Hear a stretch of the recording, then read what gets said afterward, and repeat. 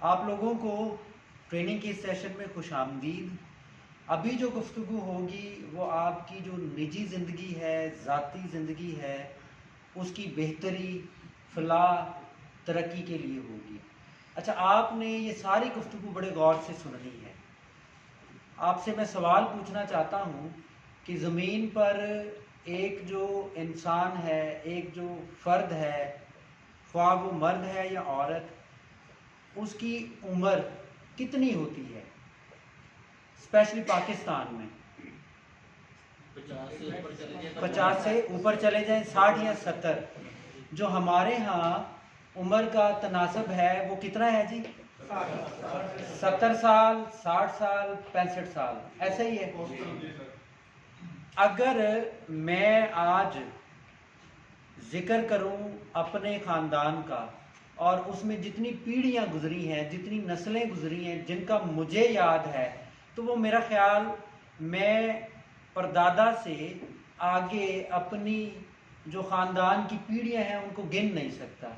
इसी तरह आप भी नहीं गिन सकते। हो सकता है कुछ जो हमारे साथी हैं उनको अपने परदादा का नाम भी याद ना हो, तो हम अगर काउंट करें इन सालों को गिने, तो मेरा ख्याल है अपने वालिद के ख़ानदान से या दादा के ख़ानदान से हम गिन सकते हैं।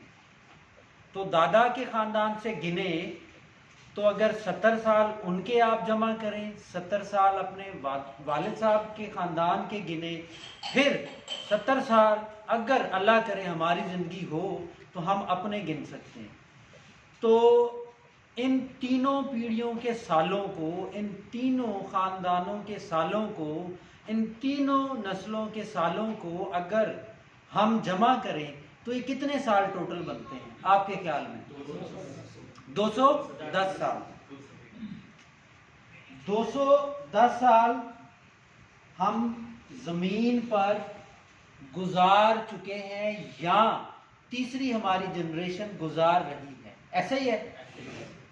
अच्छा, मुझे बताएं, अगर हम अपना मवाजना जो मौजूदा जनरेशन है इसका दादा जान की जनरेशन से करें, दादा जान की नस्ल ख़ानदान से, टब्बर से करें, तो क्या हमें कोई फ़र्क नज़र आता है? तरक्की में, बेहतरी में फ़र्क नज़र आता है? कितना ज़्यादा नज़र आता है? बहुत ज़्यादा। अच्छा, अगर आप सोशली अपने आप को देखें, मुआशरती तौर पर देखें, तो मुआशरे में आपके ख़ानदान का जो मकाम है वो बेहतर हुआ है? मुमकिन है बेहतर हुआ हो।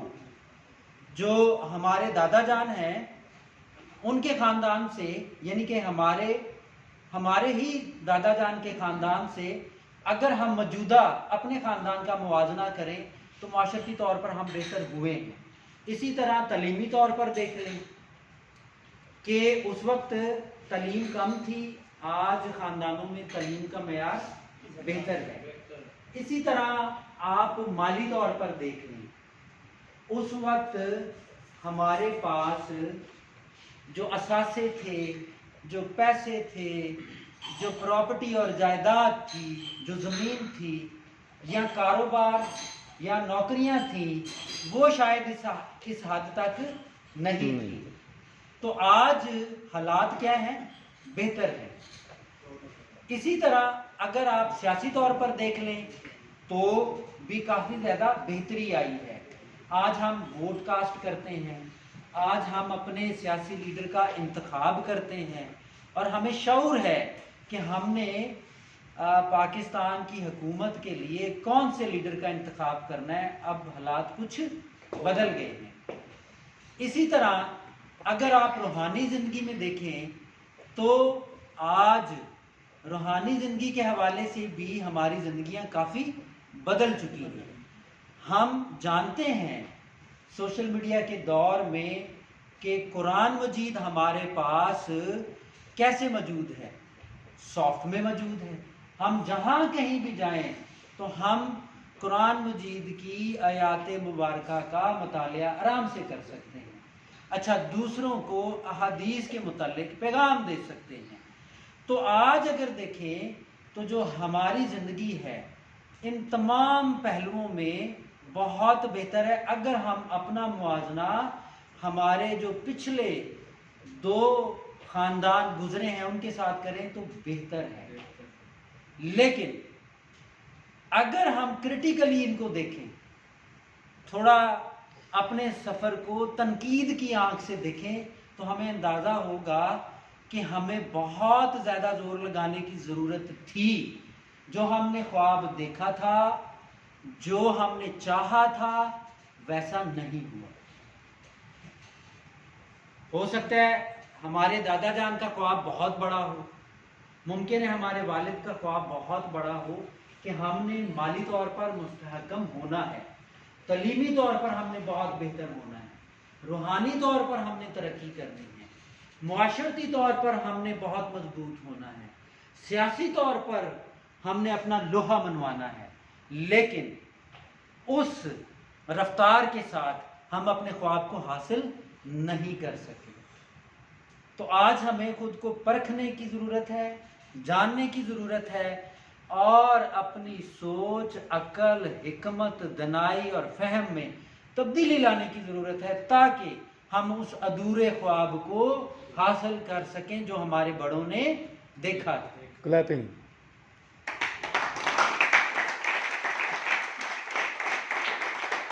तो बराए मेहरबानी इसके लिए आप अपना जायज़ा लें और देखें कि आप क्या बेहतर इक़दाम उठा सकते हैं।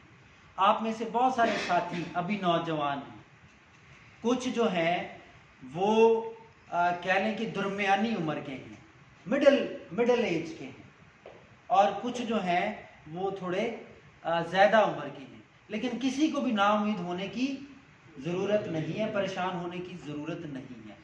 आप अपनी अपनी ज़िंदगियों का मुआजना करें और जो मौजूदा सूरत हाल है उसको अच्छे तरीके से परखें और कोई मजबूत और ज़बरदस्त किस्म का लाहे अमल बनाएं, ताकि हम अपने ख़ानदान के अधूरे ख्वाब को पूरा कर सकें और इन चारों पहलुओं के मुताबिक अपने ख़ानदान को मजबूत करें और उस ख्वाब को हासिल करें।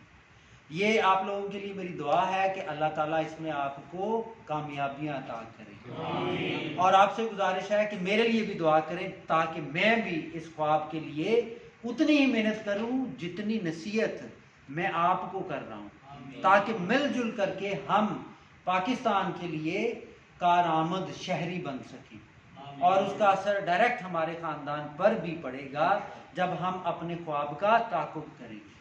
तो मैं उम्मीद करता हूँ ये जो सेशन है, ये जो पैगाम है, आपको बेहद पसंद आया होगा।